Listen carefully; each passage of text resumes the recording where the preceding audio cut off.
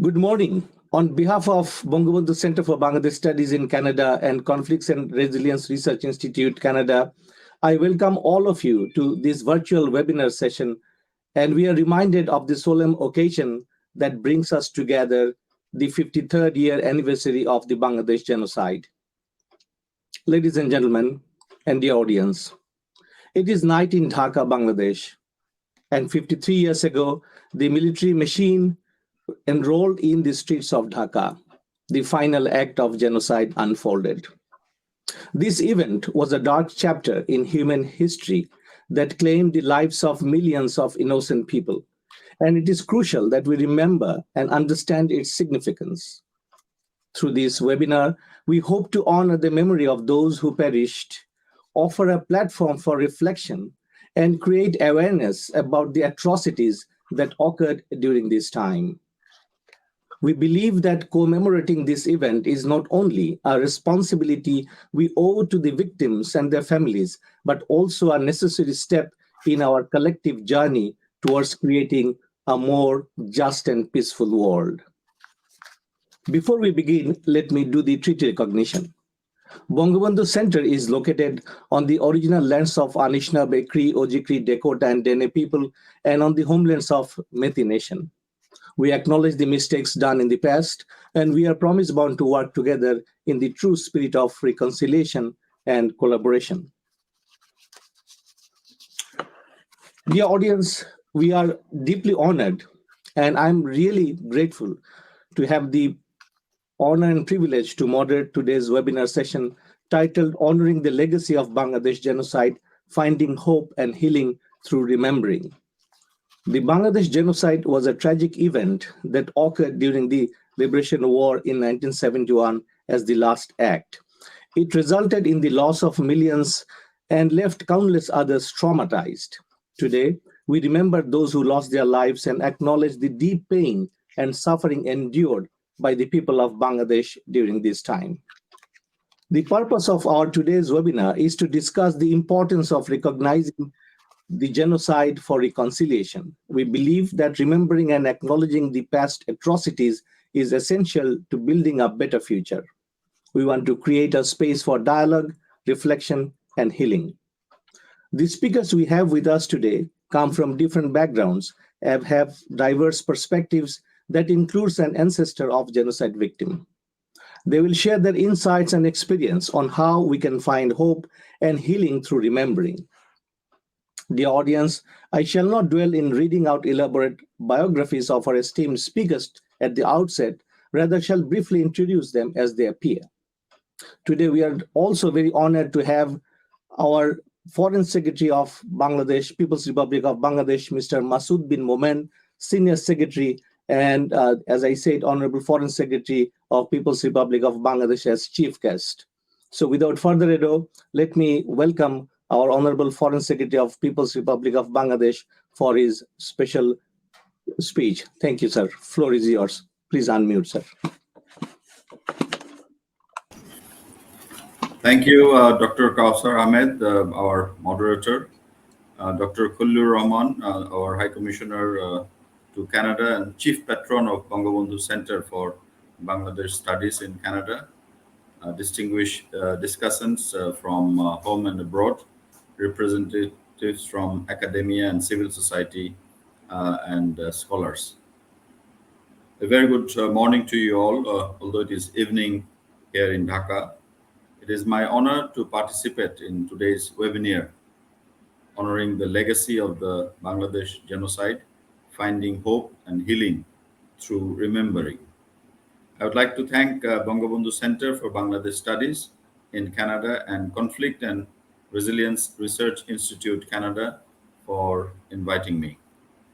I want to begin with paying my deepest respect to the 3 million martyrs and 200,000 women who suffered extreme forms of violence.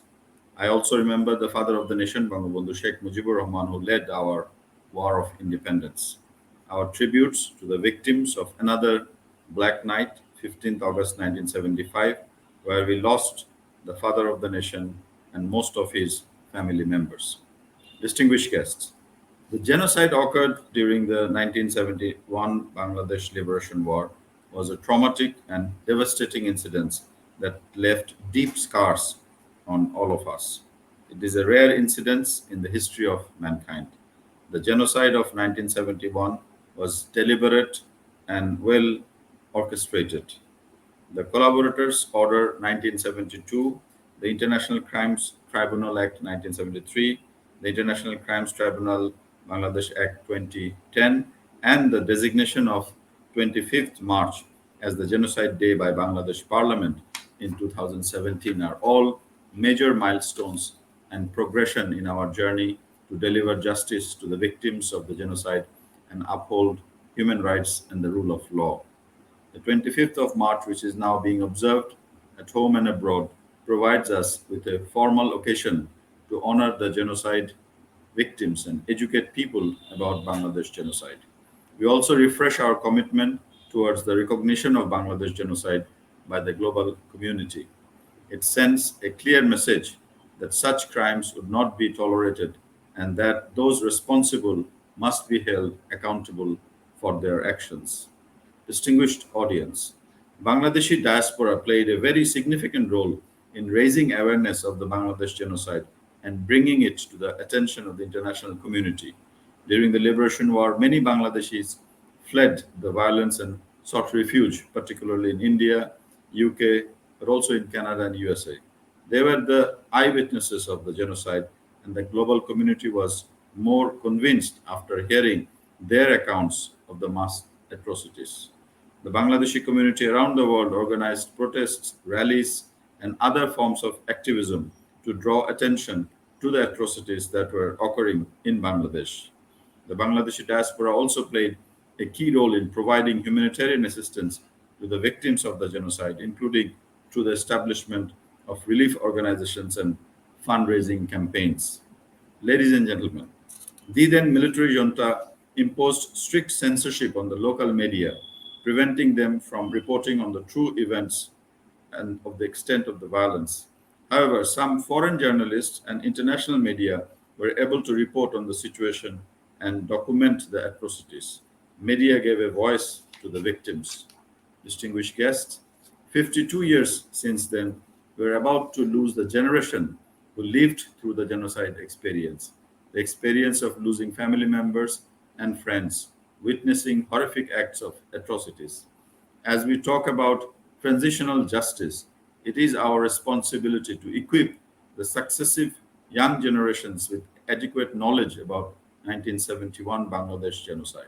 We need to work out a sustainable and smart mechanism to pass down the genocide stories from generation to generation. We also need to let the global community know more about the genocide of 1971. We need to disseminate our genocide information not only to seek remedy of the past, but also to fix the course of our future as members of the global community. The horrific memory of the Bangladesh genocide, if communicated properly, can raise global conscience to avoid the repetition of such incidents in any form at any corner of the world. The recognition of 1971 genocide will help strengthen our resolve and commitment as global community to prevent the recurrence of such crimes. I therefore call upon you all to delve deep into Bangladesh genocide and disseminate the facts worldwide. I also call upon you to support our efforts in earning the due recognition of the 1971 genocide. I would like to request our diaspora to put their best efforts in strengthening our demand for the recognition of 1971 genocide. And our diaspora in North America, particularly in Canada, are playing a commendable role in this regard.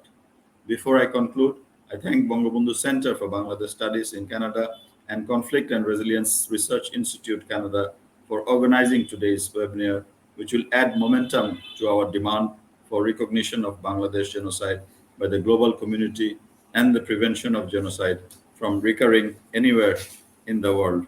Today's keynote speaker will, of course, play a great role because of his stature, Dr. Gregory Stanton, founding president and chairman of Genocide Watch. We Thank you very much for being with us today. I thank you all. Joy Bangla, Joy Bangabandhu. May Bangladesh live forever. Thank you, sir. Thank you for the inspiring words. And most importantly, the recognition of the genocide is one of the prime agenda of the Bangabandhu Center and Bangladesh High Commission in Ottawa. The audience, let me welcome His Excellency, the High Commissioner of Bangladesh in Ottawa, Dr. Khalil Rahman, at this stage for his opening remarks. And I must acknowledge the support of the High Commission in pursuing the case in Canada and also supporting the Bangabandhu Center in pursuing the issue with regards to recognition. Honorable High Commissioner, floor is yours, sir. Go ahead. Thank you, Dr. Kausar. Good morning to those who are joining us from North America, and good evening, those colleagues, friends, brothers, sisters in Bangladesh. Uh, in fact, my boss, the Foreign Secretary of Bangladesh, has already spoken. So he has outlined what Bangladeshis and the government of Bangladesh like to see in North America in terms of remembering and recognizing the genocide. So I won't be going into that at all. As High Commissioner and especially as Chief Patron of the Bangabandhu Center for Bangladesh Studies in Canada, just I like to appreciate the role BCBS is playing in collaboration with Creek uh, Liberation Army Museum in Dhaka and Genocide Center for Genocide Studies in Dhaka University. So I thank you all the organizations that have made this submission to the Canadian Museum for Human Rights for remembering and recognizing the genocide that took place in 1971 in Bangladesh. I would also like to thank Dr. Jeremy Maron for visiting Bangladesh to see in your own eyes what happened there, and also to talk to people, even the victims and family members of the victim, policymakers, experts, that how it happened in Bangladesh and the extent of this devastation, this massacre. And I would also like to thank Professor Adem Muller for visiting Bangladesh. You had the same experience. I hope your contribution or your understanding of this massacre would be really helpful for creating awareness against genocide anywhere in the world, and also to remember and recognize the genocide in Bangladesh. I heard a lot about Mr. Gregory Stanton. We really were very grateful for your contribution, for your support to recognize the genocide in Bangladesh. I know you visited Bangladesh. You are a good friend of Bangladesh. Professor Imtiaz Sir, I know your contribution from the Center for Genocide Studies in Dhaka University. You are all, experts in this area. I'm not an expert. I'm just supporting the Bangabandhu Center. Imran Azad, very young, I think, genocide expert. So I know how he was so supportive during the visit of Professor Muller and Dr. Maron in Bangladesh. So we'd like to collaborate with you in future. Hilal Mohiddin Bhai is one of the person from Creek, has been involved in the recognition of genocide in Canada. So I just, I have nothing to say, but to again reiterate my support, my commitment to your work, so that the genocide that happened in Bangladesh is known to everybody, at least in Canada, because I'm High Commissioner here, and it is finally recognized by this country. Not only it is displayed in the Canadian Museum of Human Rights, I'm talking about the exhibits and evidence. So that is my expectation, and I'll be always there to support your initiative, your efforts in this regard. So thank you so much. Thank you, sir. Thank you very much for your kind remarks. The audience, now it is time to invite our keynote speaker, Dr. Gregory Stanton, to the floor. And before I really request him to speak, as you all know, he doesn't need any introduction at this stage. He is the founding president and chairman of Genocide Watch, and his organization and is following the case of Bangladesh genocide quite intently. And just a couple of days ago, we have received a notification to vote and support the case of genocide through the International Association of Genocide Scholars. So without further ado, Dr. Gregory Stanton, sir, floor is yours. Please go ahead, sir. Thank you. It's a really great honor for me to be with you again. Um, at this time last year, in fact, I was in Bangladesh and I was there with the Honorable Mr. Masood bin Momen, who was your foreign secretary. A really amazing person, by the way. I think Bangladesh is very, very fortunate to have such a gifted public servant there and representative to the international community as well. Um, I was also there, of course, with other people who will be here on this panel in other circumstances. Uh, and it's a special honor for me to be able to speak to your organization in Canada. Canada is far ahead of the United States in acknowledging our own denial of genocide. Um, as you know, the whole edifice of colonialism in the United States and Canada was built on genocide. Uh, we denied the even existence of our Native American populations here in both Canada and in the United States. Uh, but the difference is that in Canada, you now recognize this, and you have the beginning of this meeting was a good example of it, where you acknowledge that the land, the very land that you stand on, uh, was taken from Native Americans. I think that is a wonderful example of how people should acknowledge their own uh, past genocides and also to acknowledge the ongoing effects of those genocides. So that is, for me, a special honor to be able to work with you here uh, in this forum that's sponsored here in Canada. Um, we have not gotten that far in the United States. The US Congress has never apologized for our genocide against Native Americans. And as you know, it is a continuing genocide. We still have reservations in which uh, death rates and the other indicators of mortality are so high that you have to conclude that this is a continuing effect of genocide. I want to talk to you, in fact, today about the purpose and the consequences of denial, because that's what's going on here in the United States about our own Native American genocide and also what has happened with the 1971 Bangladesh genocide. Um, the denial of this genocide is a continuation of the genocide. It and the reason it is because it's a continuing attempt to destroy the victim group psychologically and culturally, and to deny its members even the memory of the murders of their relatives. Denial is, in other words, a continuation of genocide. Uh, some of the purposes of this denial are not necessarily very apparent to those who are deniers. The first purpose that I would just like to point to is that denial is used to validate national and ethnic origin myths. For deniers, it's a defense against self doubt about their group identity. Nations and ethnic groups have myths about their origins that take on sacred meaning. For the US, the origin myth is manifest destiny. That myth holds that North American continent was empty, that it was set aside by God for a new nation led by white Europeans. In other words, it was founded on white supremacy.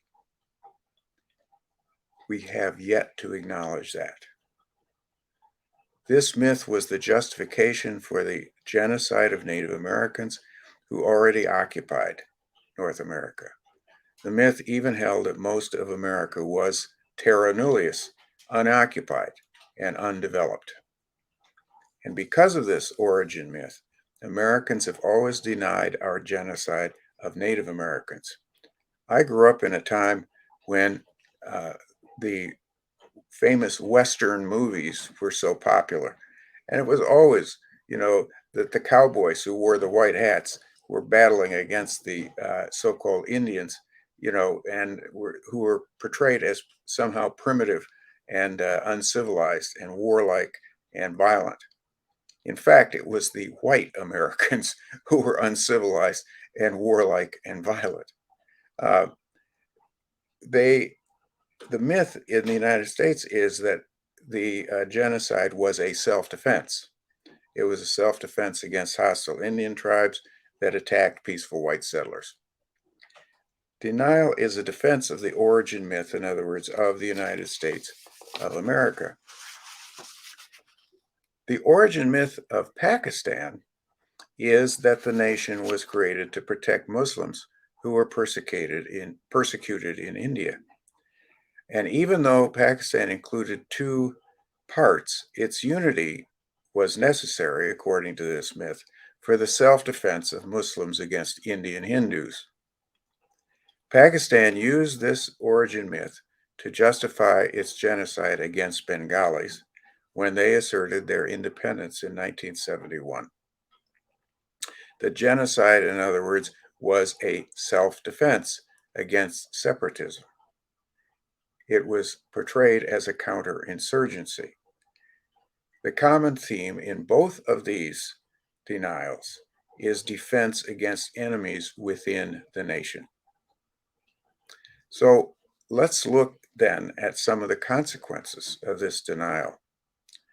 The first is that denial continues the genocide of both the victims and their survivors. Denial continues the trauma of genocide. It transfers the trauma into the future for new generations. Denial prevents the open wounds of genocide from ever healing. Every society is made of families who are bound together by love, but every family member will eventually die.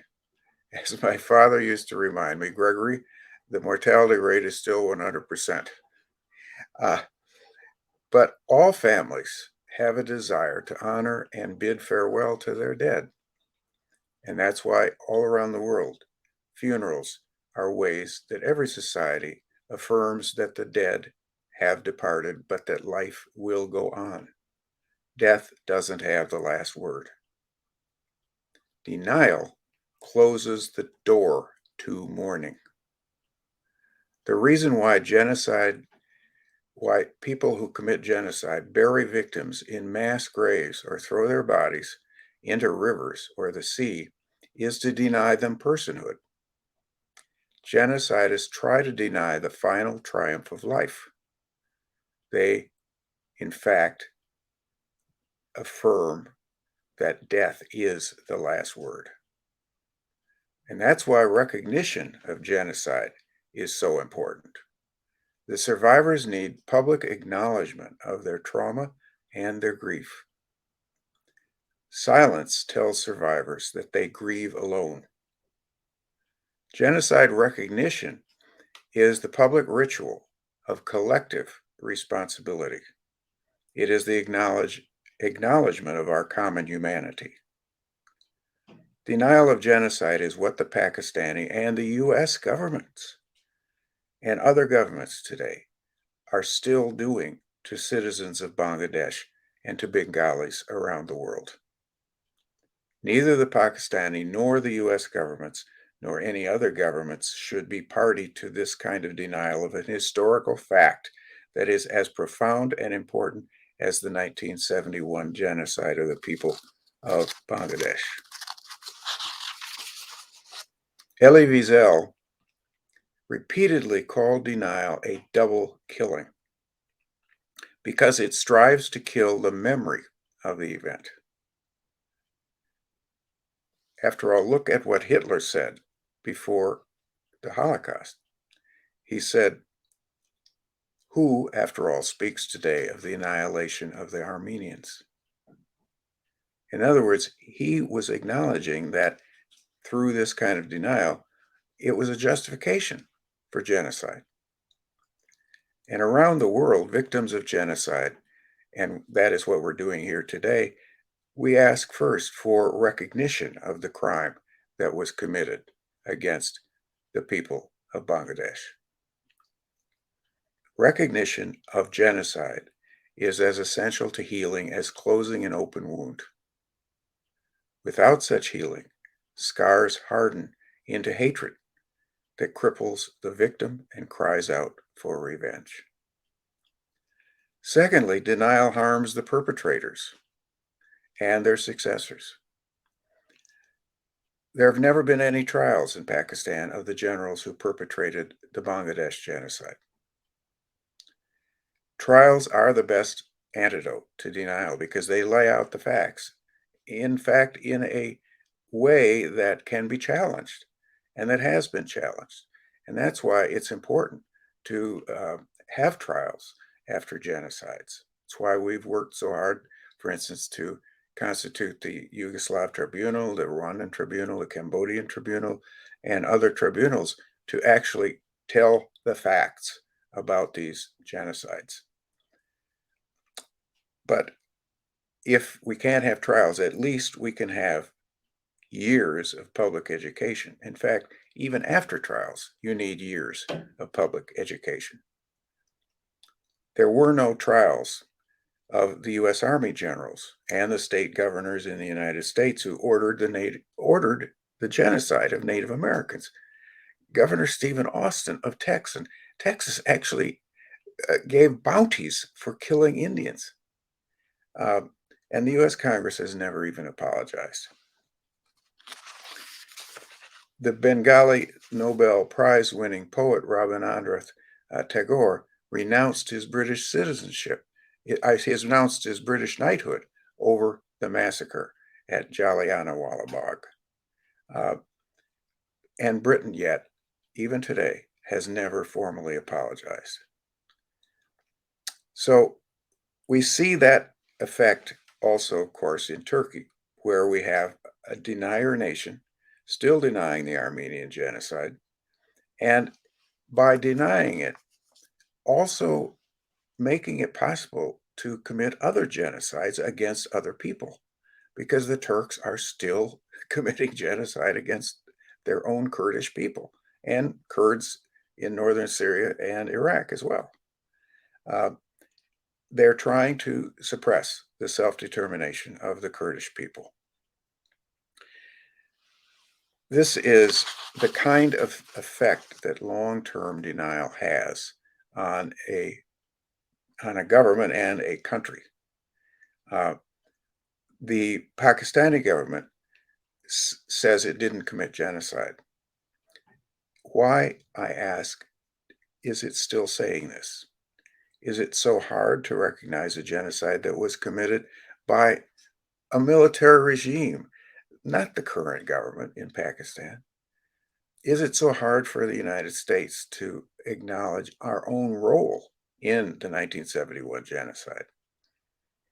We, after all, quote, tilted toward Pakistan during that genocide. Our President Nixon and Secretary of State Kissinger even found ways to surreptitiously send arms to Pakistan during the 1971 Bangladesh genocide against the specific prohibition of Congress in the United States. Why should this be so hard? Germany has acknowledged its role in the Holocaust, and now it is one of the strongest democracies on earth. The third thing is that denial harms the bystanders. It allows the power of the perpetrators to go unchallenged. Recognition is a moral rebuke to the perpetrators. Countries that recognize the truth about the Pakistani genocide in Bangladesh are still considered enemies by the ISI, by Pakistan's extremist Muslim intelligence service, who, by the way, was really the origin of the Taliban in Afghanistan. The Taliban have been supported by the ISI right from the start.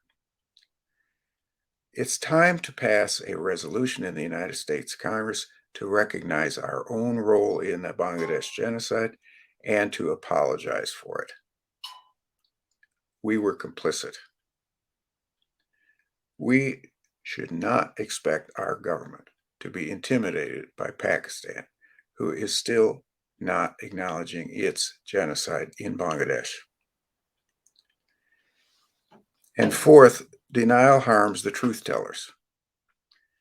A joint congressional resolution recognizing and commemorating the Bangladesh genocide would honor America's extraordinary foreign service officers who risked their lives and their careers to report on the Bangladesh genocide of 1971. So today, let us commemorate not only those who died in the Bangladesh genocide, but also the people who told the truth about it.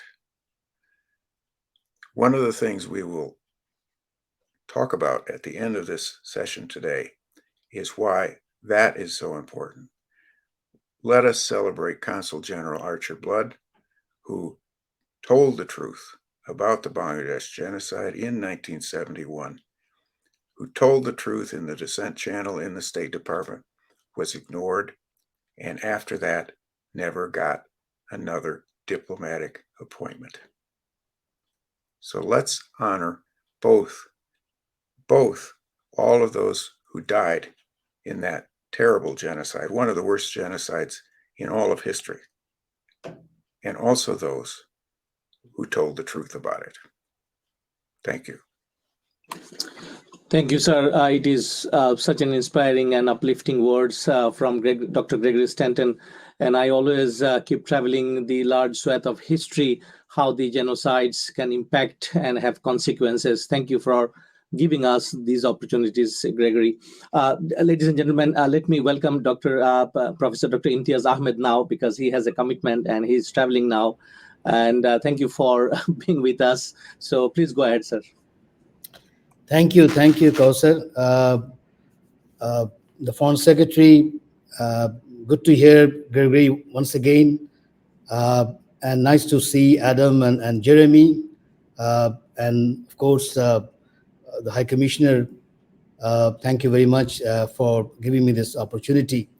And I see all the faces, all the known faces, including my young colleague Sadeka Halim.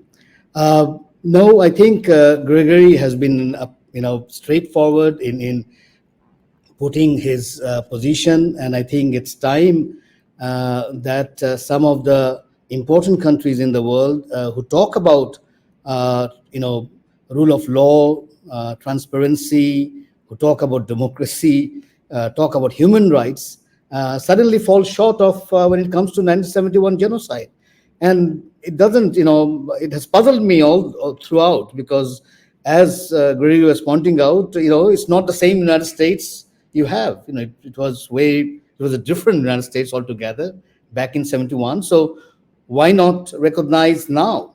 Now, one of the reason, and I'm not, it's my personal opinion, maybe because Henry Kissinger is still alive.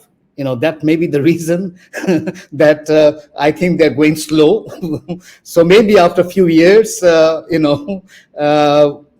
he will be no longer with us, maybe that will be the time when United States will recognize, because there are complications, as Gregory is pointing out, and I'm quoting him, that we were complicit. And of course, Kissinger was complicit to 71 genocide. So that may be one of the important reason as to why United States is going slow. But I think it's time that those who are denying 1971 should come forward, because when it comes to evidence, when it comes to the very definition of genocide, the fact of intent to destroy, it's now so clear.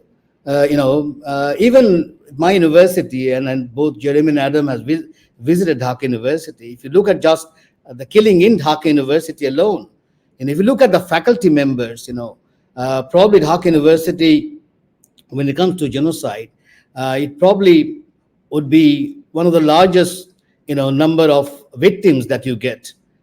20 faculty members, 20, and out of 20, 4 were Hindus, and the rest were Muslims. So it clearly tells you the intent to destroy. And they were from faculty of, pure science, from business, which had nothing to do, with politics at all. So and from philosophy. So if you just, concentrate on Dhaka University alone, I think you can easily come up with the argument as to why it was a genocide. But as Gregory was pointing out, I think uh, maybe this whole issue of denying uh, is a kind of a mindset also, given the history, particularly of the United States. And if the United States, comes out uh, agreeing and pointing out that this was genocide, I believe, the countries which were with the United States at that particular time would follow suit. We are hopeful, and Foreign Secretary has pointed out, though it's been quite late in terms of globalizing the issue, but I believe the government is on the right track in globalizing the issue. I think the Ministry of Foreign Affairs can use the 80 plus missions that it has in making this particular day, and also through those 80 plus missions, you know, uh, disseminate genocide in all the languages, because that has been the other limitations, because some of the francophones and some of the arabophones countries, particularly their public, are not familiar with 1971 genocide. And there I think the Ministry of Foreign Affairs of Bangladesh can play a very important role, translating some of the documents, even some of the documentaries that were made into those languages, so that those public can put pressure on their respective governments for recognizing the issue of 1971 genocide. I'm very hopeful, and the way, probably the easiest way, would be to have a statement passed at the UN General Assembly, as it was done in the case of the Rwanda way back. So I guess that could be one of the ways to get recognition, particularly on the issue of justice. So I'm very hopeful. I think some of the works that Gregory is involved in, and I've heard him, uh, more than twice, I think, because he was in Bangladesh. I've discussed with Jeremy and Adam. If you look at some of the developments that have taken place in last 10, 12 years, the kind of research that have come up, last 10, 12 years, I think we are in the right track. But as I said, this is one issue. It needs to be highlighted, not because of Bangladesh alone. And this is, I want to flag it very importantly. It has to be flagged for their own sake, for each of the countries' own sake. That's very important. Otherwise, you will get into new genocides. That's the point. So the very recognition of 71 genocide will be a big step in stopping other genocides. And I think that should be the reason why we should be working on 1971 genocide. So I'm not going to take much. I have to run to another event. I'm outside. I'm not in Dhaka. We're stuck in another meeting, but uh, I'm quite positive, and I congratulate this particular platform. But let's work, continuously, uh, and I believe we will see a day when 71 genocide will be globally recognized. Thank you very much. Thank you, Professor Imtiaz. I think these are very important words, and the works being done in order to get the recognition of Bangladesh genocide. Thank you for joining with us. The audience, let me welcome now Professor Dr. Adam Muller, and is very close to us, and we both live in the same city. So Dr. Adam Muller is the Director of Peace and Conflict Studies Program in University of Manitoba, and he has been to Bangladesh recently, and his today's talk could be centered on genocide and reconciliation. Adam, floor is yours, sir. Please go ahead. Thank you very kindly, Kauser. I appreciate being here. It's also lovely to see the distinguished Foreign Secretary again, Honorable High Commissioner, and so many distinguished colleagues and friends. During my time in Bangladesh in late January and early February, I was struck by several things of note in relation to the 1971 genocide. First was the energy and dedication of the students, faculty, and mentors I encountered at the 8th Annual Winter School organized by the Center for the Study of Genocide and Justice and the Liberation War Museum. I think congratulations are due to Emran Azad and his colleagues on doing a fine job creating such a rich and varied set of opportunities for participants to learn about atrocity crimes, genocide prevention, traumatic memory, and the ongoing work of repair.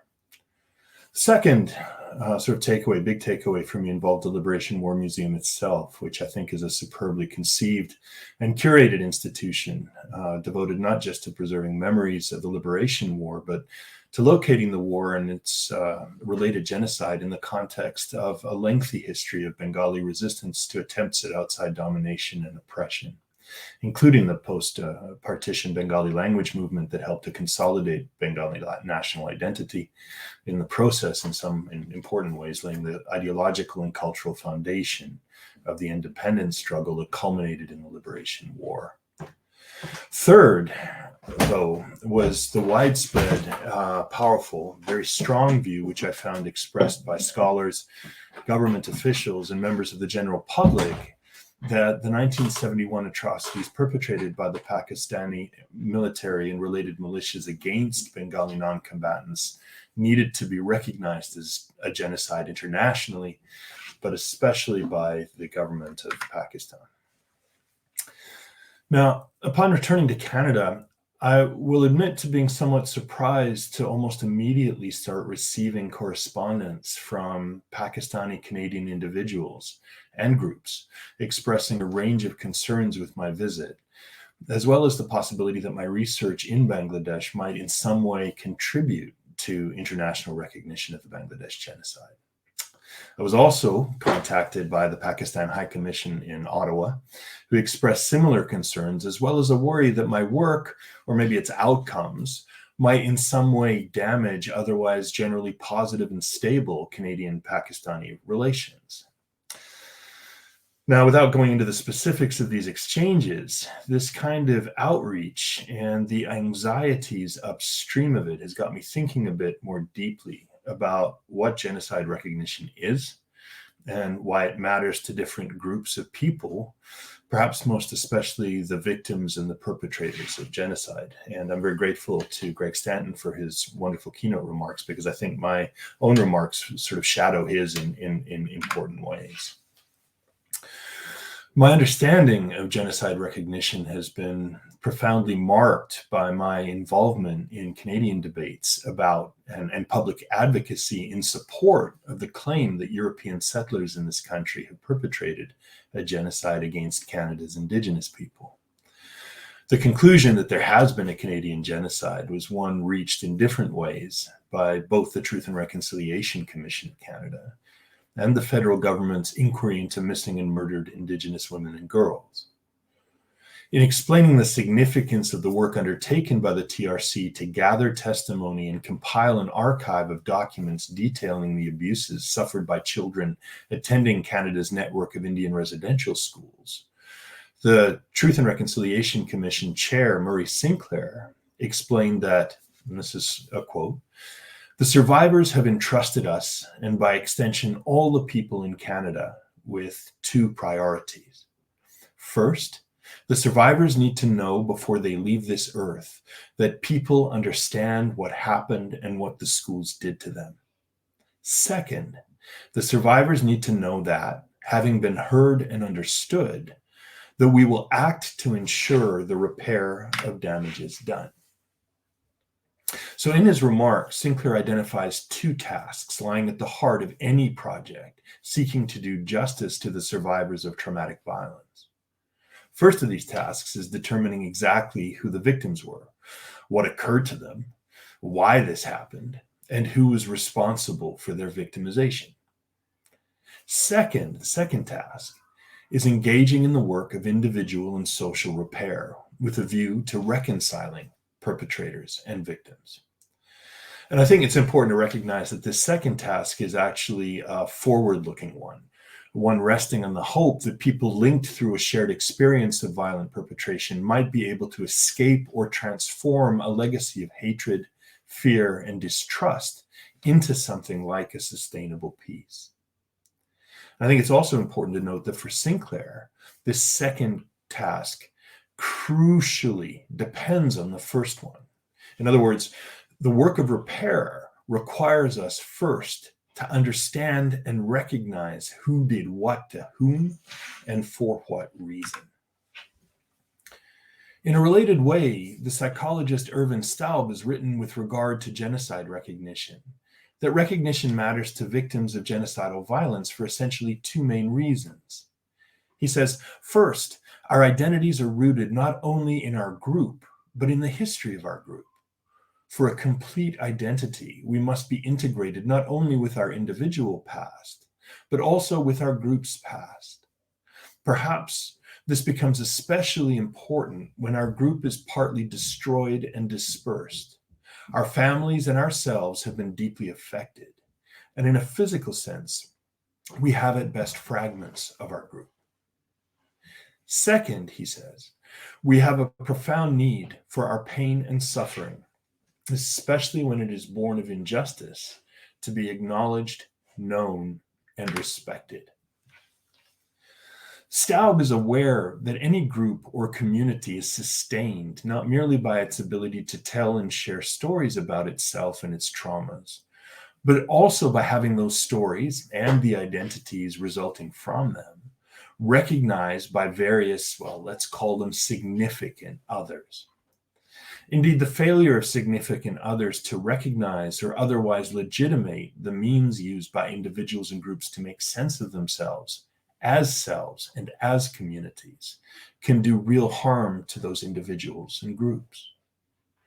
This view lies at the heart of philosopher Charles Taylor's understanding of what he calls the politics of recognition, and specifically his conception of the harms associated with the withholding of recognition. On Taylor's view, and I quote, non-recognition or misrecognition can inflict harm, can be a form of oppression, imprisoning someone in a false, distorted, and reduced mode of being.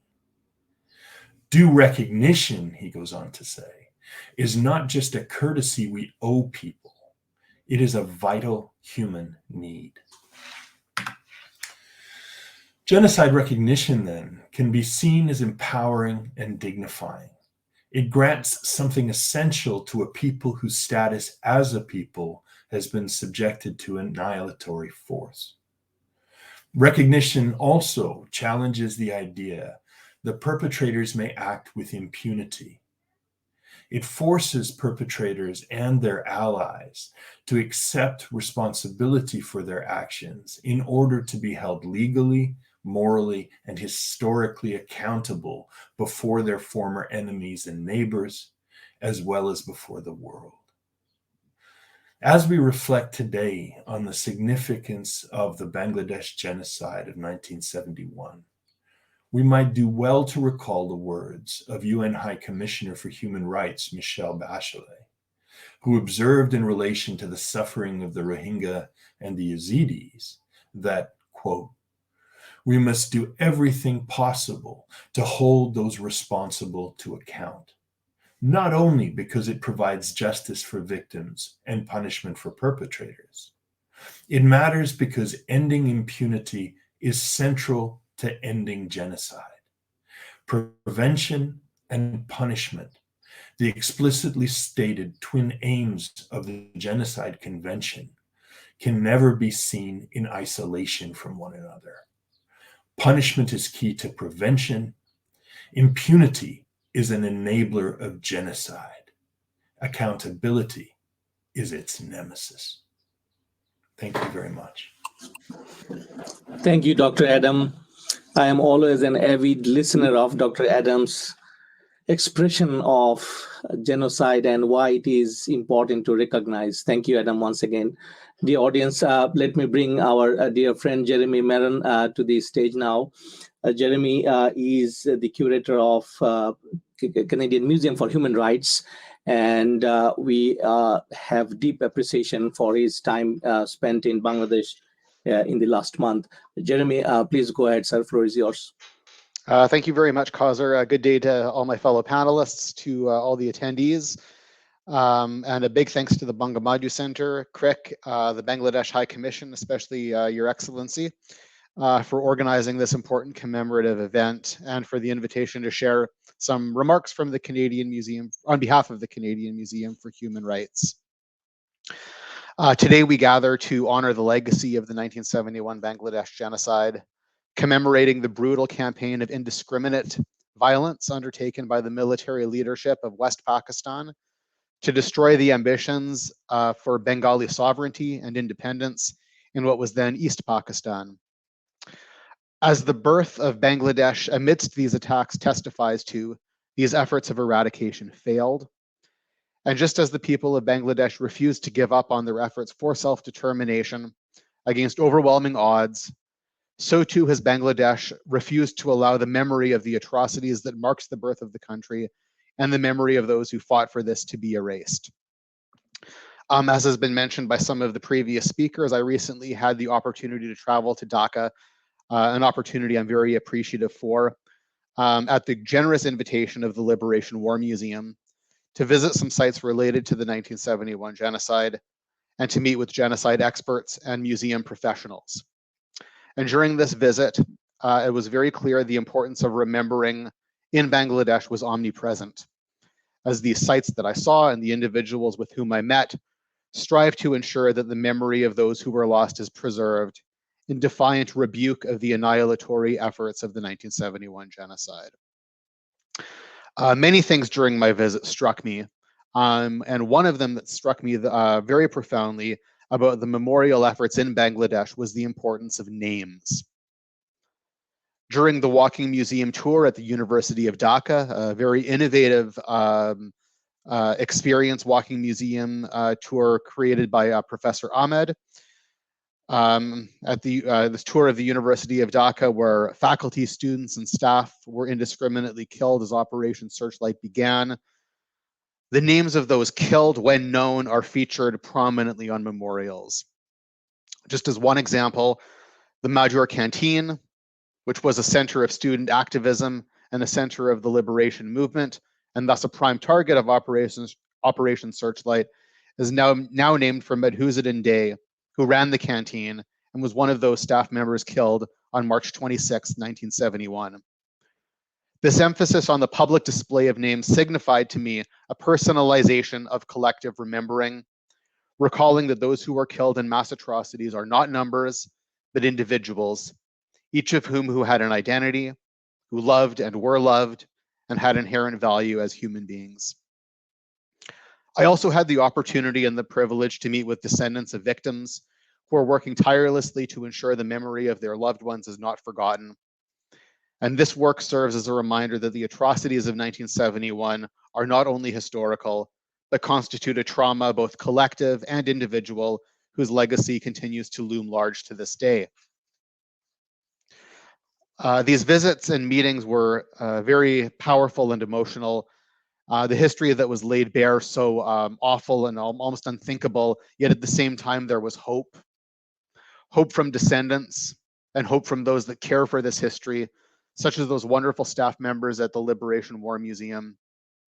Hope that by preserving this memory so that people can learn from it, that such atrocities can become unthinkable and that the international community may never again be silent in the face of such atrocity. And this term never again, which carries with it so much optimism, but is now viewed with so much skepticism as atrocities are perpetrated again and again, to draw in the words of our Canada's former Justice Minister, Irwin Cotler. But I think what Bangladesh is trying to do by preserving the memory of 1971 is very much informed by the ethos of never again. And this became very clear to me in the final panel of the Genocide exhibition room at the Foreign Service Academy in Dhaka, which I had the opportunity to visit. And this final panel includes two photos side by side. One photo from the 1971 genocide and another from the Rohingya genocide, a photo from 2017. And part of the text on this panel reads, Bangladesh, victim of 1971 genocide, stand by Rohingya victims of the 2017 genocide. And I found this to be a very powerful statement that shows an enactment of what never again can mean, or of what one of the things that never again can mean. That the experience of being victimized in a genocide is fueling a collective, empathetic, and human rights-based response to an ongoing genocide in the present. And this response is a clear example of one of the reasons why remembering such difficult pasts and commemorating them through museums like the Liberation War Museum and through programs like our gathering today is so important. For it is silence, for it is an unwillingness to remember that human rights violators rely upon, as this silence creates a vacuum of dissent, and to draw on some of the language that some of the previous esteemed speakers said, creates an opportunity for impunity. Bringing these atrocities to the light of day through remembrance, commemoration, and education is the first step towards creating a human rights culture where we can begin to put the ethos of never again from philosophy into action. Thank you very much. Thank you, Jeremy, for all the kind words and reflecting upon his visit. The audience, let me welcome Professor Dr. Sadeka Halim, who is patiently waiting in the wings, and she's the chairperson of Department of Sociology, and she's also an advisor to Bangabandhu Center for Bangladesh Studies, and her support for this center is duly recognized. Professor, floor is yours. Please go ahead. Thank you. Thank you very much. First, I would like to thank Bangabandhu Center for Bangladesh Studies to organize such a discussion on genocide that occurred in Bangladesh.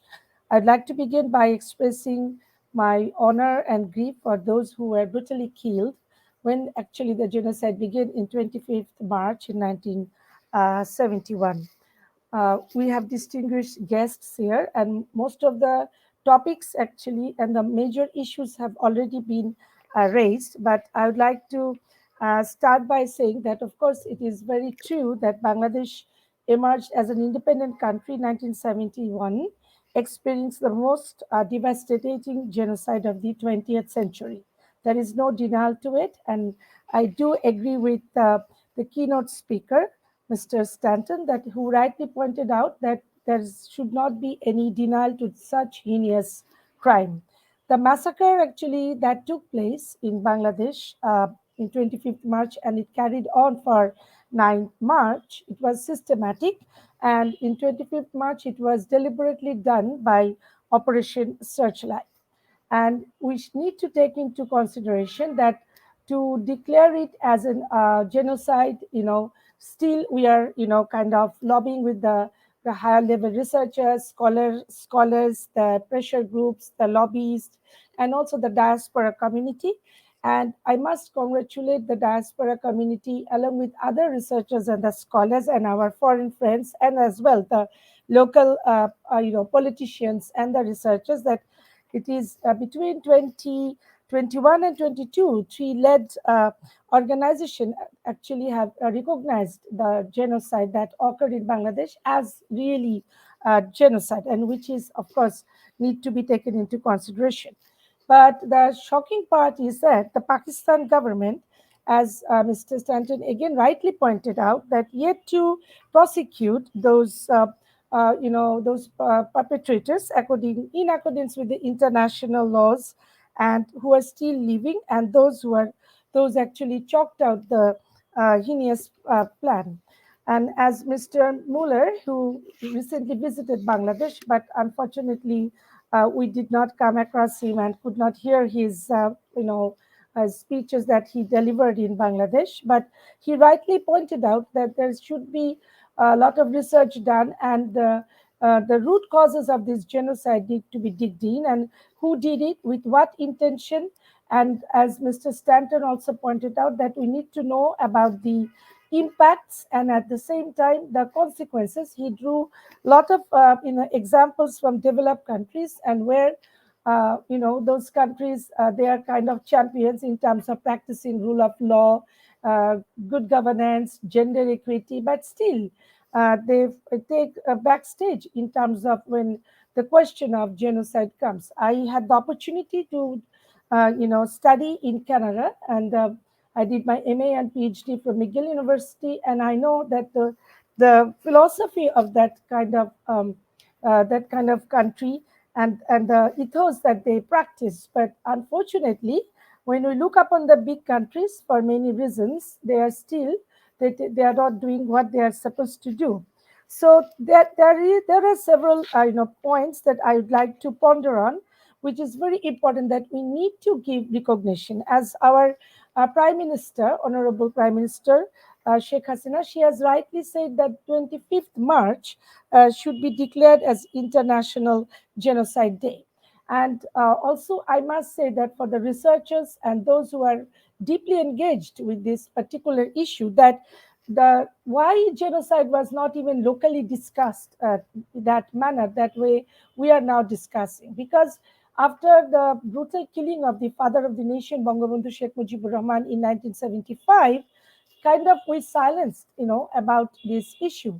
If you take from 75 till 96, nothing was said in terms of genocide. In 96, Army League government came into power, and then in 2000 they lost, and again from 2000 there was a silence till 2008. Then when the Army League government came, back again in 2008 and 9, they started looking into it, though it took some time. But now we must say that kind of we have kind of geared up with this particular issue. So this is very much important to take into the political regime shift in terms of dealing with the genocide, particularly when you take Bangladesh as a case study.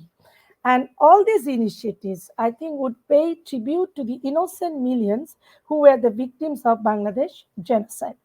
And Pakistani Janta, they did it deliberately, and because they want to silence the right to self-determination that we aimed at.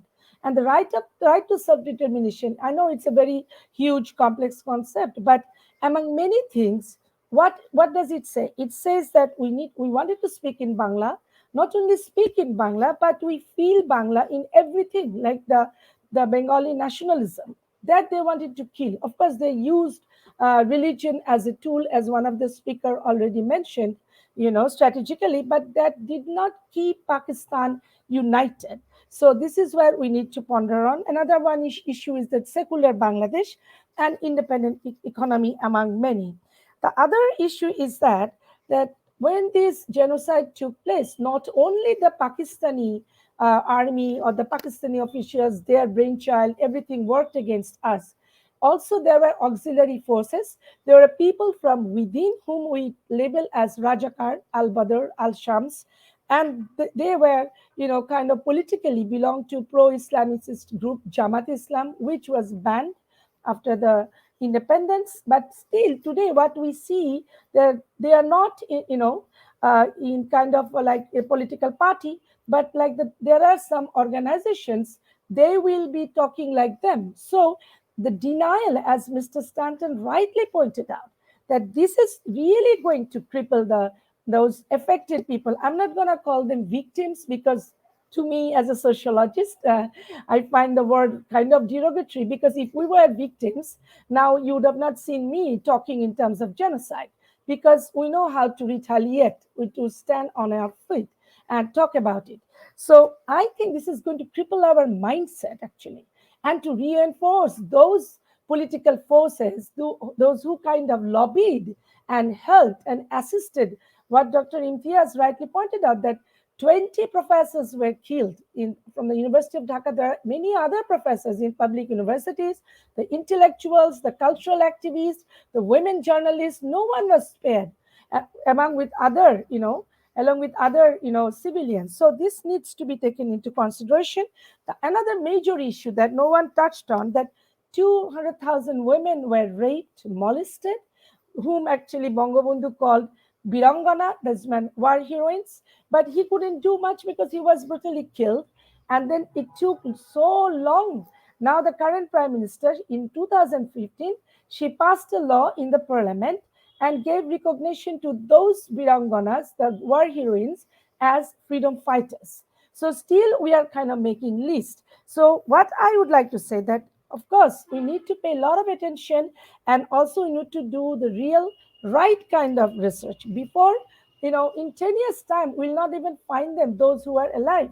Recently I came across a book by a young scholar, and she actually interviewed some war heroines, and then some of them talked to her, some of them kept silence. Silence doesn't mean that she doesn't want to talk, because she protested but she didn't get justice. So if this genocide issue is not taken into consideration, like by the Pakistani government, if they do not seek apology, if they do not give international recognition, as Mr. Stanton said, that I echo with him, that this type of heinous crime would go unchallenged, and we will see repetition. We have already seen repetition in Myanmar and the Rohingya community. So with that note, I thank the organizers for inviting me as one of the participant and speaker in this session. Thank you so much. Joy Bangla, Joy Bangabandhu, long live Bangladesh. Thank you, Professor Dr. Sadiqa Halim, for your inspiring words. The audience, it is time to bring Dr. Tawhid Rezanur into the discussion. He's a visiting scholar, SUNY Binghamton, United States, and the founding General Secretary of Projonmo Ekattur, Projonmo 71. It's an umbrella organization whose studies and researches on Bangladesh genocide. And he's also the ancestor of one of the slain professors in Bangladesh. Dr. Noor, floor is yours, sir. Please go ahead. If you unmute, sir.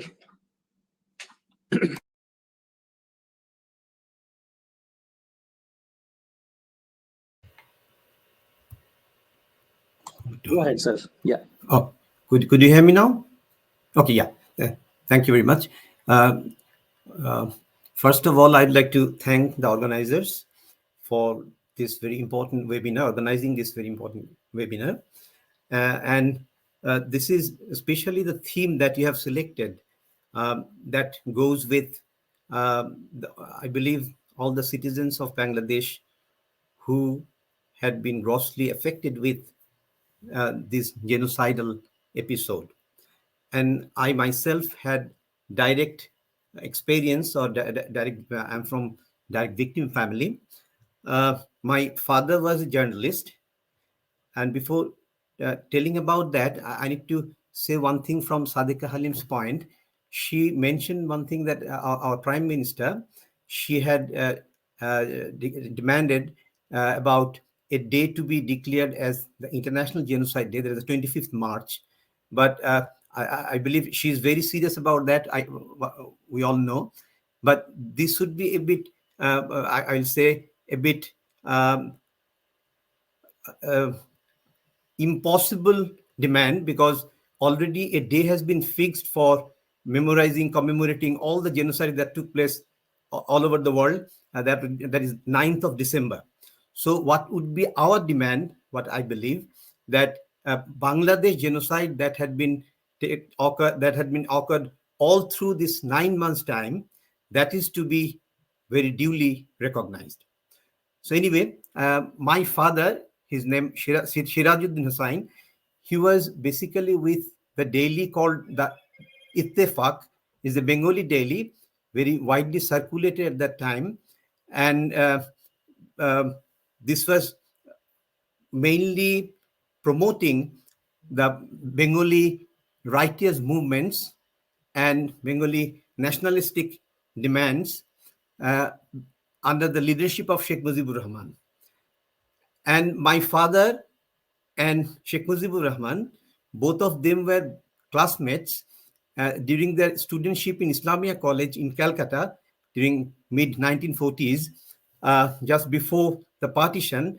They had very close friendship, intimate friendship, and they actually maintained that until my father was actually passed away, or we lost our father in December 1971. So they had very trust to one another. During that time, you know that during 1950s, 1960s or 1970s, at that time, the communication mechanism was not modern or advanced like this, but we now actually um, now we have all around us. So basically, the newspapers were the means of communication, other than the pamphlets, posters. So this widely circulated daily, Bengali daily, that was helping people to motivate regarding our rights, the way West Pakistanis were subjugating us. So uh, all the democratic rights that we are trying to demand, that was being campaigned through that newspaper. And you know that most of the time Mujibur Rahman was behind the bar. So in absence of him, so is my father and his editor Manik Mia, both of them were actually trying to campaign. So two very strong contribution I need to mention about my father. One is regarding 6 point that was that was demanded by Sheikh Mujibur Rahman in 1966. So my father was the person who was very strongly campaigning for this for these points, 6 points. This is basically to demand autonomy. And also during 1970 election time, there were many cross currents, because there are many attempts to cancel or postpone this election. But it was my father supporting through his dailies in favor of the election. So finally, the election actually was held, and we know the result that came out. So anyway, then in at the end of our liberation war time in December, there was a systematic intellectual killing by Al Badr and Al Shams.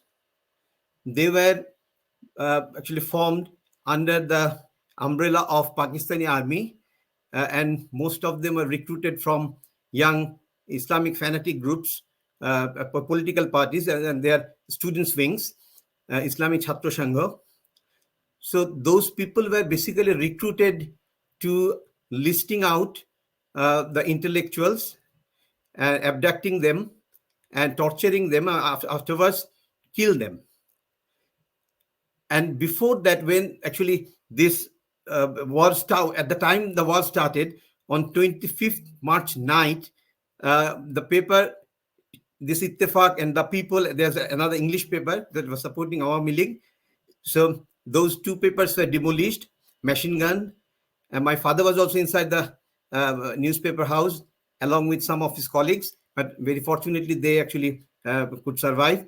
But at the end of the war, these people, the Al Badr Al Shams, they identified a big list, and they started actually abducting intellectuals.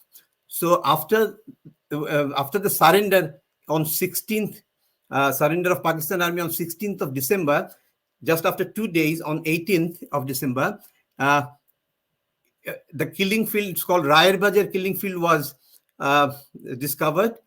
And over there, many bodies of the intellectuals were found, but not my father and many other journalists. At that time, 13 journalists were picked up from Dhaka city. So anyway, also not only in Dhaka, also outside of Dhaka, many intellectuals were abducted and killed. After 20 years, in 1991, after 20 years of our liberation war, in 1991, we, the children of the martyrs, we formed this platform called Projonmo Ekattur, Generation 1971. Because the way we grew up, we had very bitter experiences, because in a society, post-genocide society, the way actually one should have some experiences, we gathered all those. But anyway, in 1991, when we formed this platform, then for the first time in 1991 in December, we actually had been to that killing field. Actually, we decided, because we all know that there was a killing field, but we never visited over there. So we decided that we should go there and we must try to do something so that it is preserved. Then we made a small team and we go there in December. You cannot believe that within this time, in this 20 years time, the place remained almost as like as it was in 1971. Only the dead bodies are not there. The picture that we see, only if you just remove the dead bodies, almost that place is like that. There was a brick field. So then we talked with, it was a very emotional travel for us. We talked with the person, owner of the brick field, and we told him that we have a plan to actually lay a stone here, and if possible, we'll actually make a demand so that this place is preserved. So, demand to the government and also others. So then he was very he listened to us, and he was helping us. Finally, we laid the stone after 20 years. And just let me show you two pictures from my mobile phone. Just be with me. If you can see, I'm not sure. This is the picture. This is the picture from 71. You see in the brick field. I'm not sure whether you could see. There's a face actually coming out. In that way, the whole area was with dead bodies like this. And after our demand, then that place is right at the moment like this. I'm not sure. Could you see this? It is like it is with a very black stone and a very big brick wall. So it is preserved nowadays like this. And when I'm talking about this experience, the reason is I had been to Cambodia, and over there I visited Killing Field. So when I had been there, I had a understanding. Before Killing Field, I also visited 12 Strong. There's another torture cell of a school, based on a school. So we have similar kind of torture cell that is called Physical Training Center. Over there, the intellectuals and other were actually taken over there and tortured, and finally taken to the killing field with buses and other means of transport, and they were brutally killed. So what I actually think about that that physical training center is not properly what should I say, that is preserved. There should be, the whole history should be written over there, as what is in Tuol Slong we see in Cambodia. So this kind of work we need to do. So I believe our government will take care of that, and also the person from the museum, Jeremy Maron, who has visited, I believe they can also help supporting with some good ideas as well. So anyway, regarding recognition, what I'd just like to say that recognition is needed because it is very efficient way, this recognition, to prevent crime to happen like this in future. So that's why recognition is very much needed, as well as it is because of to ensure justice. So what Professor Stanton was indicating about justice, I believe we have that act. So that may help us also to think about those killer or the perpetrators to bring under. I'm talking about the Pakistani perpetrators. So in that way, actually, there is a politics in case of recognition. Very fortunately, very recently in the last year, Genocide Watch and also Lemkin Institute for Lemkin Institute for Genocide Prevention. Both of these US-based organization, they have uh, published published declaration acknowledging Bangladesh genocide, and also another US-based organization, International Coalition of Sites of Conscience, they also acknowledge. And you know that there is a bill or one resolution submitted in the with the two congressmen. Recently, it has happened. So this is something that actually we need to carry on. Now we have friends like you all, I believe, and over time, all of us are actually taking this very seriously. So I am very hopeful. I am remembering. It is also helping me healing up, and also I am getting hopeful because all of us are joining hands together, and I have that belief that all together we'll come up with something that will that is not very far, that we'll have we have the due recognition, due acknowledgement. I will end with saying just one sentence, like the basic problem right at the moment is either people are denying the fact that had happened in Bangladesh, or people are ignorant. So we have two different fronts to cover.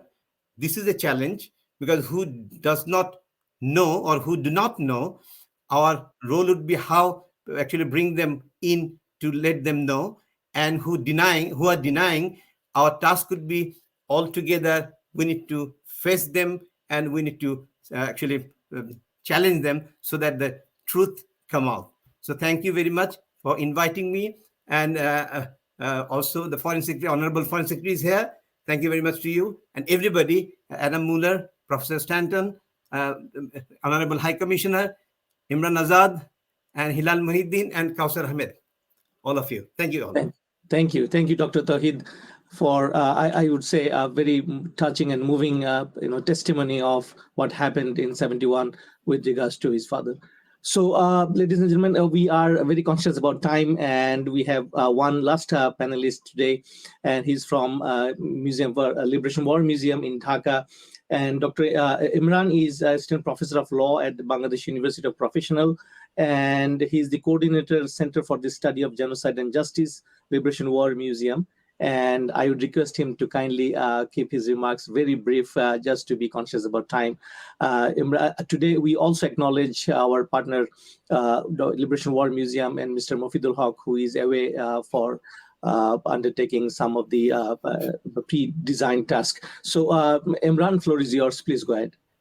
Yeah, thank you so much. Thank you so much for inviting Liberationer Museum. And on behalf of the Liberationer Museum, I will be speaking regarding some of the activities that we have been doing in the museum with regard to the recognition and remembrance of Bangladesh genocide.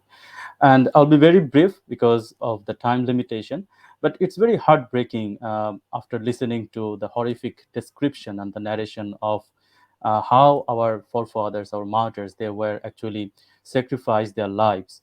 When I listen to Tawhid Reza Noor, this gives us makes us very emotional. But nevertheless, being the victim nation, we have the responsibility to remember and recognize the Bangladesh genocide. Not only Bangladesh genocide, but other genocides and atrocity crimes that is happening all over the world. So let me start with the, if I capture the whole philosophy of Liberation Museum, how it's basically disseminating the lessons of 1971 throughout the generations, I would reiterate what our Foreign Secretary sir has said.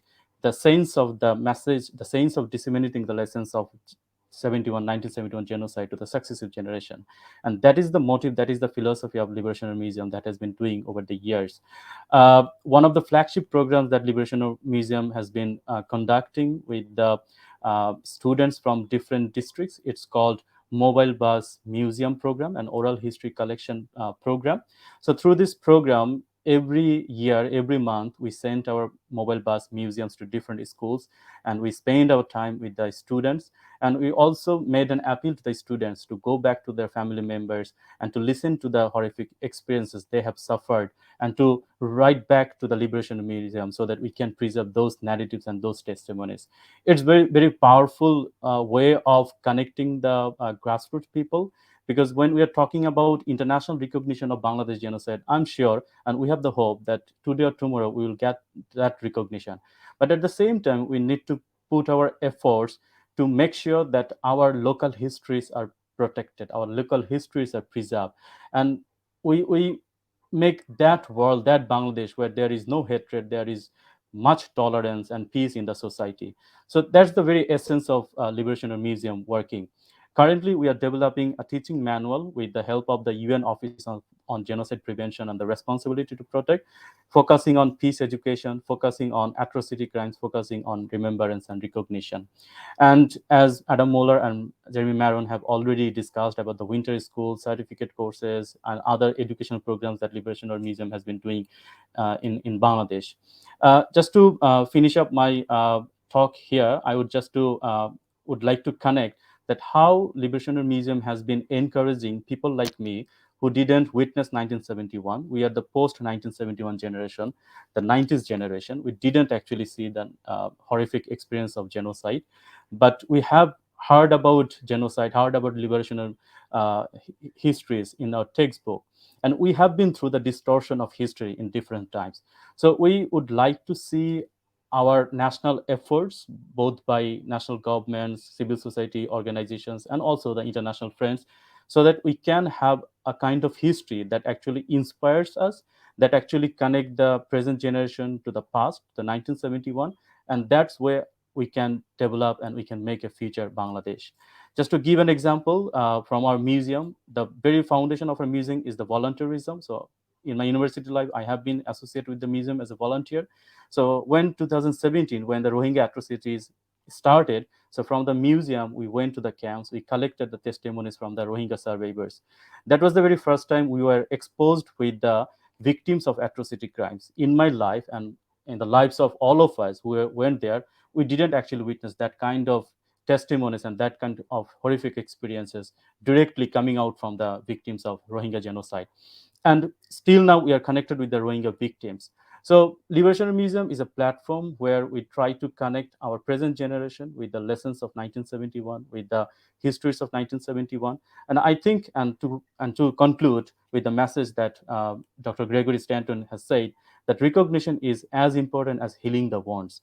Maybe we would not be able to heal all the wounds of the martyrs of and the family members of martyrs of 1971 genocide, but if we get that recognition both from nationally and also internationally, and also making aware our young generation, the present generation, maybe that would be another kind of tribute that we can pay to the memory of our 1971 survivors and the victims. So with that note, again, thank you so much for inviting Liberation Museum in this webinar. Thank you so much. Thank you, Imran, for beautiful words and the works of Liberation War Museum. The audience, we are absolutely at the end of the session. At this point, I would like to go back. Go back to His Excellency first, then our Honorable Foreign Secretary, who is patiently with us for almost an hour and a half now, and finally with the keynote speaker, Dr. Gregory Stanton. But before I let them speak, it is also time to recognize Dr. Hilal Mohiuddin, who is the pioneer in submission of the exhibit proposal that happened back in 2014-15 in the heydays of Museum for Human Rights. Dr. Mohiuddin is also the co-founder of Conflict and Resilience Research Institute, Canada. Dr. Hilal, if you just mention very briefly, because we need to go back to our keynote speaker and others, that will be appreciated. Floor is yours. Go ahead. On behalf of the Conflict and Resilience Research Institute, Canada, I am thanking everyone, all the distinguished guests here, and the insights that we have drawn today. I will be just making a simple point that genocide is genocide, like sunrise is sunrise and sunset is sunset. It's very clear. In clear terms, we need to understand that, especially my takeaway today, I should say that there are two things, truth and reconciliation. It's not a teaching from Canada only. Now it's a global teaching. We are talking about peace education and human rights and social justice. So these are the three broad frameworks that we are dealing with. And in dealing with these three biggest terms, I think genocide needs to be treated, to my understanding and to our understanding, our organization's understanding, it needs to be treated as a global issue, and that should not be denied in any form. And the denial that is taking place is never gonna help anyone, especially if we go to draw any parallel like the Rohingya genocide. Bangladesh genocide needed to be recognized long ago. It's long overdue already. And we need to work hard for that so that we can also gradually proceed to other genocides like Rohingya genocides. And we are foreseeing some other problems all around us because of different types of wars that are emerging in the global context.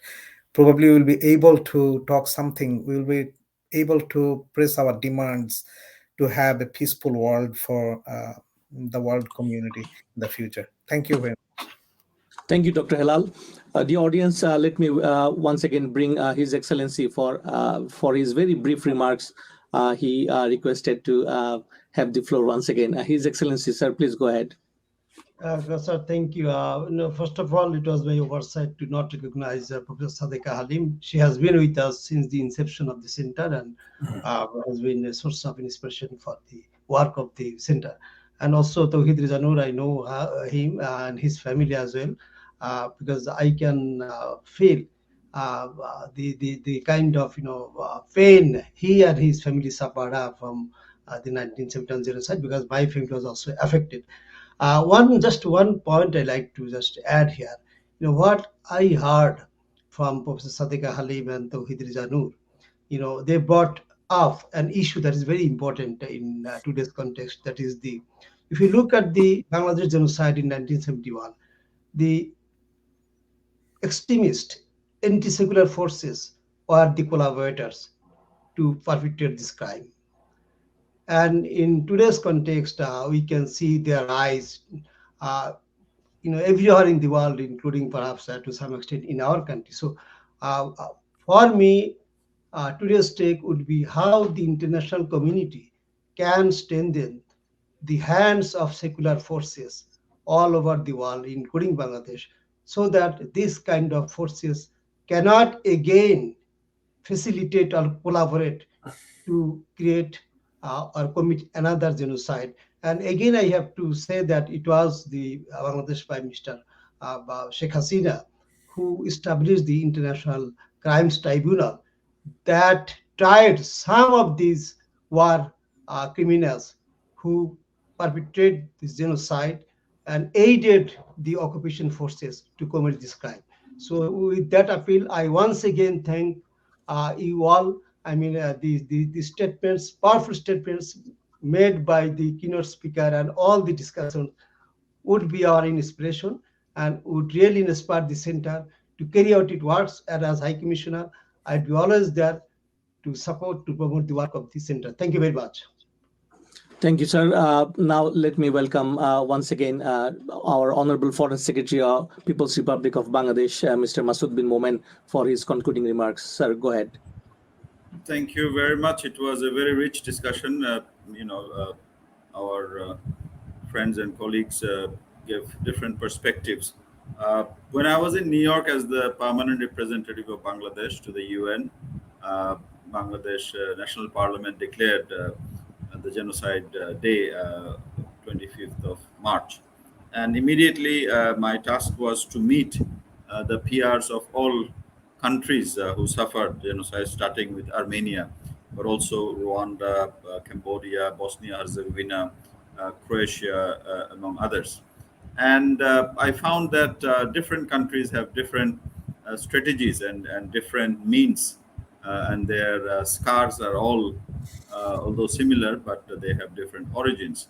And my most of my interactions were with the Armenian PR, and I learned a lot how Armenia tried to establish their genocide internationally recognized or have it recognized. And I met a lot of Armenians diaspora and how the diaspora helped. And I was lucky to be invited to the world premiere of a movie called The Promise. I would encourage all to see that movie. That how powerful a medium can be to actually make other people aware internationally. So the message that I got from the Armenians that it may take or may have taken more than 100 years, and they are willing to wait another 100 years by trying to establish what is right.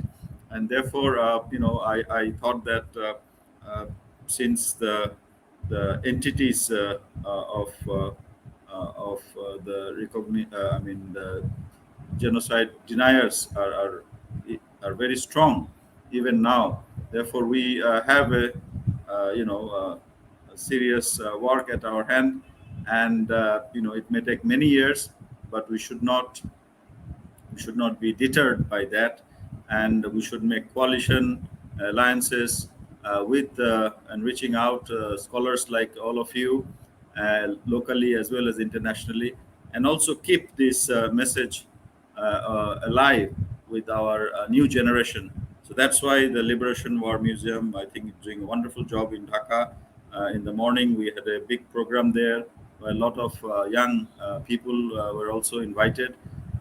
Therefore, maybe the road, towards recognition is a long one, a difficult one, but we should stay focused and work relentlessly towards that objective. And I also believe that seeing is believing, and all of you, Gregory, Jeremy, and Adam, have been to Bangladesh, and I will encourage more of your colleagues and other scholars to visit Bangladesh. We'll be happy to host them in the near future, so that they also spread the word around. Thank you very much, Dr. Kausar.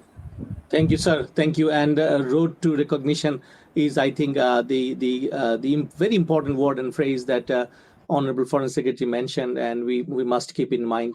The audience, let me welcome Gregory Stanton once again to listen his concluding thoughts and what we should do in the future in terms of denying the genocide itself, and how do you really achieve that very and journey towards the in the road of recognition. Dr. Gregory Stanton, go ahead, sir. Thank you. It has been a singular honor for me to be part of this commemoration and to reflect about what denial has meant and also how we can overcome it. And some, I know, would say, well, recognition, isn't it just symbolic? Isn't it merely symbolic? I can tell you, as an anthropologist, you should never couple the word merely with symbolic, because it is through symbols that people think. And in fact, that is why it is so important that we achieve recognition of this Bangladesh genocide, and that we recognize it around the world, not just politically, but also among scholars. We have before us, in fact, right now, a resolution that was proposed by Tawhid Noor to have the Bangladesh genocide recognized by the International Association of Genocide Scholars. I am sure it will pass. In fact, it would have passed the first time, but for technical reasons, it is now up for a vote. And so I'm sure we'll pass that as well. And by the way, Adam Muller has been a major leader in the International Association of Genocide Scholars, and we thank him for his support. But is it really merely symbolic? No, it is not.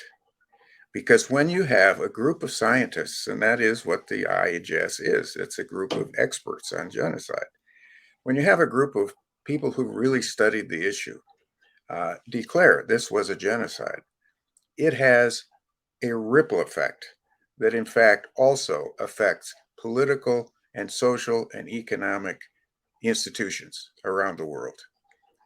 When I hear the words merely symbolic, I'm always asked, I like to respond, well, do you think that the Eucharist in a church is merely symbolic? Do you believe that the Hajj is merely symbolic? And the answer, of course, is no, because those change people's lives. And that is what the objective here is. It is to make people aware we no longer can tolerate genocide in the world. Genocide has been a scourge on mankind since probably the beginning of the human race. It is time for us to acknowledge that there are no other races. There is only one race, the human race. And so when we are commemorating this genocide today, I would ask us to remember the words of Henry Morgenthau, who was the U.S. ambassador in Constantinople or Istanbul during the Armenian genocide. He had received the reports from our diplomats all over the Ottoman Empire about the Armenian genocide, which killed probably 1.5 million Armenians. And he sought a meeting with Talat Pasha, who was one of the planners of that genocide. And he went in and talked to him and told him that it has to stop. And when he met with him, Talat Pasha asked him, "Why are you so interested in the Armenians anyway? You're a Jew. These people are Christians." And Morgenthau replied, "You don't seem to realize that I am not here as a Jew, but as the American ambassador. I do not appeal to you in the name of any race or religion, but merely as a human being." Thank you. Such a powerful words, Gregory. Thank you so much for saying those words. The audience, let me close this session today. But before I do read out the scripted language that I have tirelessly worked last night, let me start by acknowledging that I am a graduate of Peace and Conflict Studies program. Dr. Adam Muller is the director now. I'm very proud that the training I received, because it has enabled me to continue my work in these areas. I also deeply acknowledge Canadian Museum for Human Rights and Jeremy Maron, kindred spirit, and I call him friend, and his enormous ideas and support for this cause, not only the Bangladesh genocide, but as well as Rohingya genocide cause. And I also acknowledge the father of the nation, Bangabandhu Sheikh Mujibur Rahman, who led the nation towards the victory. And just a couple of weeks before 25th of March, he mobilized a nation for the self-determination. With these words, ladies and gentlemen, as we come to the end of this webinar on genocide recognition and remembrance, I would like to extend my sincere gratitude to all the panelists and participants for sharing their thoughts and opinions. Today's discussion has been a powerful reminder of the importance of recognizing and remembering past genocides, the impacts that they have on individuals and communities, and the moral imperative to prevent such atrocities from happening again in the future. By educating ourselves and others about these events, we can honor the memory of those who were lost and work towards creating a more compassionate and tolerant world. I hope that this webinar has been insightful for everyone, and I urge you to continue the conversation and spread awareness about the importance of genocide recognition and remembrance. Thank you once again, and deep gratitude from the center, and stay well and stay fine wherever you are. Goodbye.